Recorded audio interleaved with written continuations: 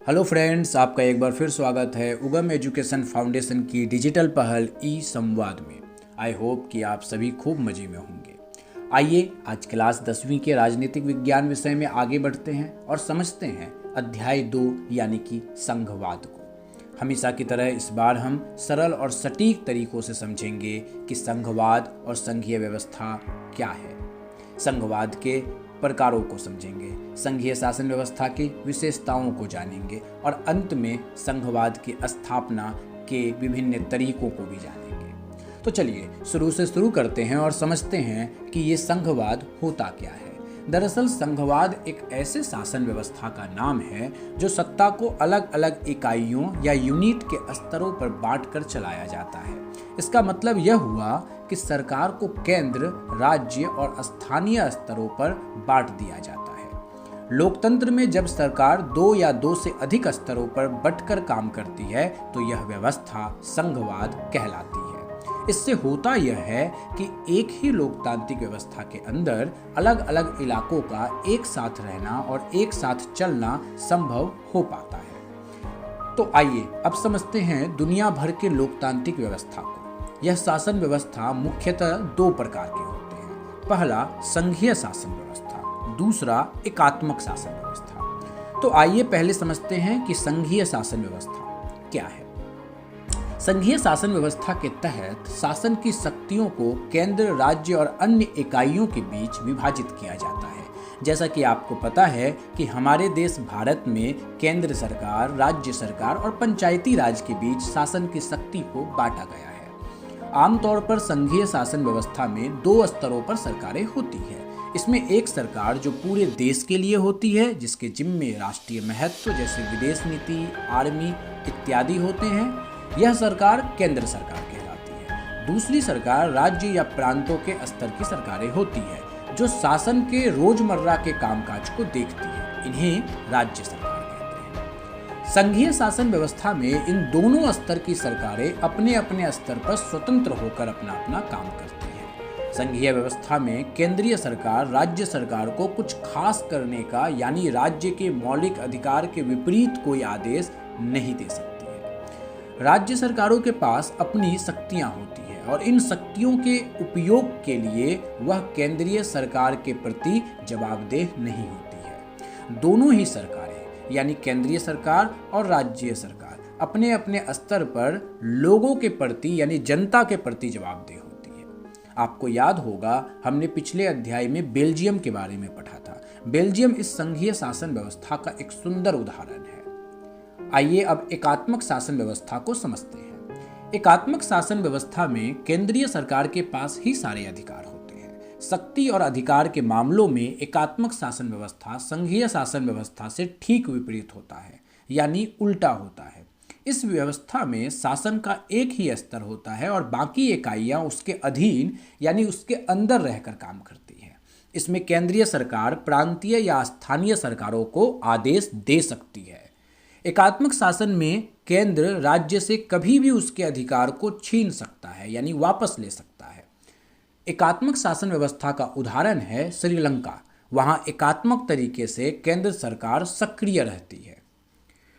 तो चलिए अब संघीय शासन व्यवस्था की विशेषताओं को विस्तार से समझते हैं। संघीय शासन व्यवस्था की सरकार हमेशा दो या दो से अधिक स्तरों वाली होती है। जैसे कम से कम केंद्र और राज्य सरकारें तो होती ही है। अलग अलग स्तर की सरकारें एक ही नागरिक या जनता पर शासन करती है, पर कानून बनाने, कर वसूलने और प्रशासन के लिए केंद्र और राज्य का अपना अपना अलग अलग अधिकार क्षेत्र होता है। विभिन्न स्तरों की सरकारों के अधिकार और कर्तव्य संविधान में लिखे रहते हैं और संविधान ही सरकार के हर स्तर के अस्तित्व, अधिकार और सुरक्षा की गारंटी देता है। संविधान के मौलिक प्रावधानों को किसी एक स्तर की सरकार कभी भी अकेले बदल नहीं सकती। ऐसे बदलाव दोनों स्तर यानी केंद्र और राज्य की सरकारों की सहमति से ही हो सकते हैं। विभिन्न स्तर की सरकारों के बीच विवादों की स्थिति में सर्वोच्च न्यायालय निर्णायक की भूमिका निभाता है, यानी विवादों को निपटाने का काम करता है। केंद्र और राज्य के स्तरों पर अपने अपने खर्चों को चलाने के लिए और आर्थिक स्वतंत्रता के लिए अलग अलग इंतजाम होते हैं, जैसे टैक्स वसूलना, शुल्क तय करना इत्यादि तरह के। इस प्रकार संघीय शासन व्यवस्था के दो तरह के उद्देश्य भी है। पहला कि देश की एकता की सुरक्षा करना और उसे बढ़ावा देना, तथा दूसरा इसके साथ ही क्षेत्रीय विविधताओं का पूरा सम्मान करना।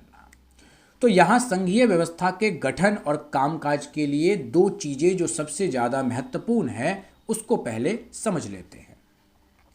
पहला कि विभिन्न स्तरों की सरकारों के बीच सत्ता के बंटवारे के नियमों पर सहमति का होना, और दूसरा इनका एक दूसरे पर भरोसा होना कि वे अपने अपने अधिकार क्षेत्रों को हमेशा मानेंगे। आदर्श संघीय व्यवस्था में ये दोनों पक्ष अनिवार्य रूप से होते हैं, जिसे संक्षेप में कह सकते हैं कि आपसी भरोसा और साथ रहने पर सहमति। ये मुख्य उद्देश्य हैं एक तरह के, और ये मुख्य उद्देश्य को माने बिना कोई भी संघ सफल नहीं हो सकता, कोई भी संघीय शासन व्यवस्था कामयाब नहीं हो सकती। अभी यहाँ एक और बात भी समझ लेना महत्वपूर्ण है कि संघीय शासन व्यवस्था में संघ की स्थापना या गठन किस प्रकार किया जाता है।